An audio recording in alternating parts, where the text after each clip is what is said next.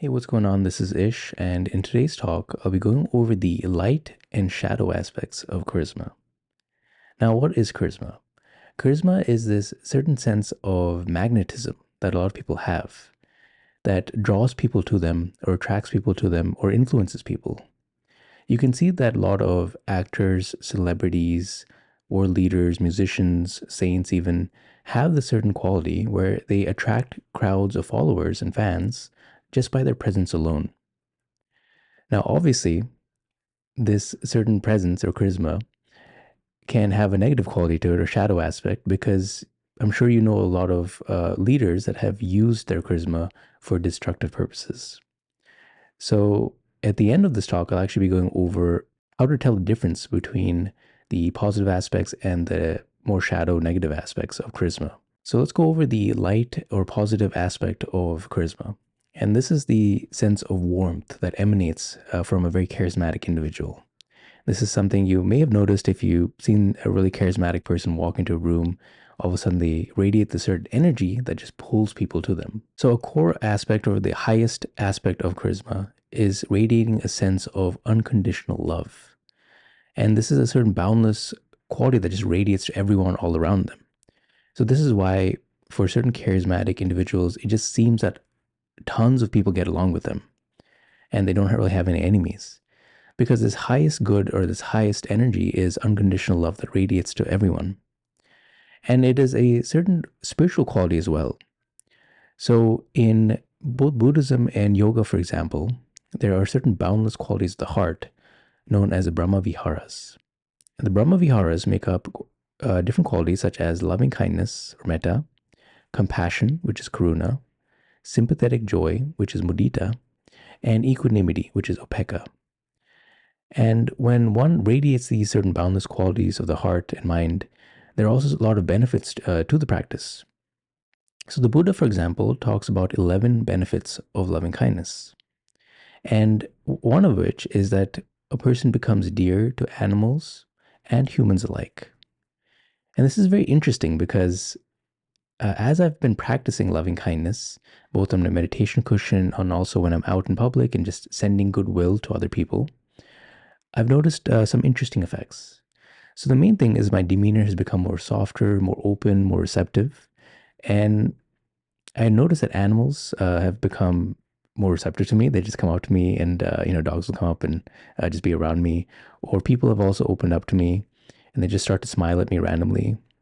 And as someone who honestly has been more antisocial growing up and more distant and closed off, it is really surprising to notice these benefits or effects just by practicing loving kindness alone. And I think the reason why this happens is because when you walk through the world with ease, you see everyone as your friend, you are more relaxed, more open, and other people also see that you don't have any ill intentions towards them. You seem more trustworthy. You seem to have their best intentions at heart. So a lot of people are relaxed around you. They trust you, and they are also more open to you as well. So this warmth is very contagious, and a lot of people also want to associate with this quality. And contrast this to negativity, because when you're negative, people want to stay away from you. But when you're positive, you are like a very bright sun that shines to everyone, and more people want to be around this warmth. And this warmth is very powerful. And charisma researcher Olivia Fox-Cabane talks about this in both her books and her talks, that warmth is one of the facets of charisma in addition to presence, which again, you can also learn through meditation as well. So warmth and presence, and also focus.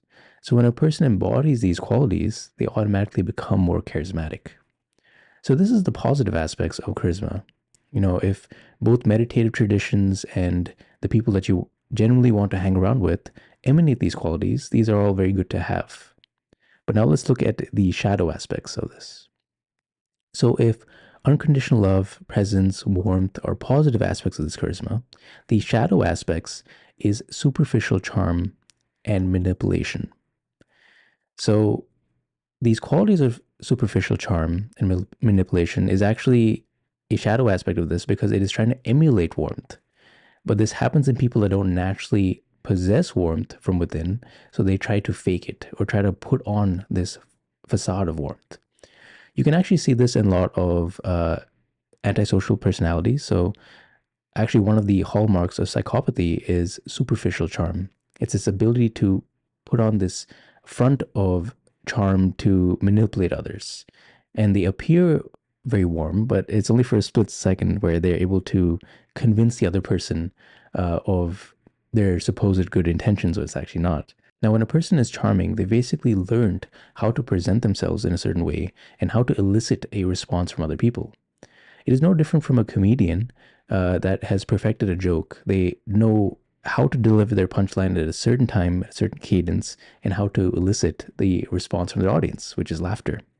So, likewise, a superficial charming person is like an actor in the sense that they've learned how to elicit responses from other people. And this is through studying the other person.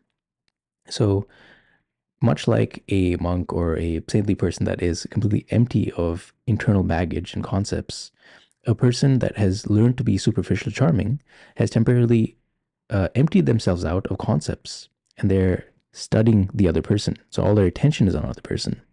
So this looks like genuine interest in the other person, but in reality, it is actually a study and is more planned out. And this is where this comes to the next facet, which is manipulation. So charm and manipulation, these two go hand in hand. So they've learned to study the other person to elicit a response and to manipulate or influence them to a certain outcome. So you can see so far that this sense of charm and manipulation is a shadow aspect of this warm aspect of charisma because it is trying to take on these qualities of warmth, but it actually doesn't possess it from within. So it can be hard to tell sometimes if you're not really trained of, is this person that I'm talking to genuinely warm? Do they genuinely care about me, or are they trying to manipulate me? So how do you tell? So the main thing is to first look at their person's actions.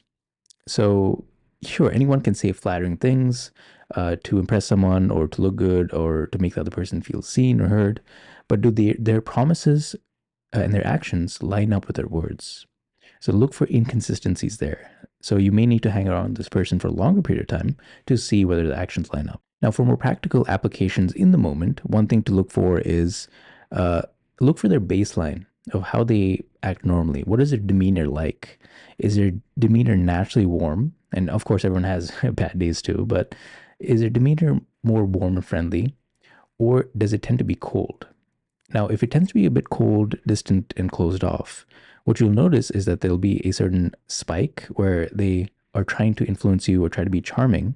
And in that aspect, they'll kind of perk up and you'll see this uh, expressiveness where they try to be very warm and it's a kind of a spike from their baseline.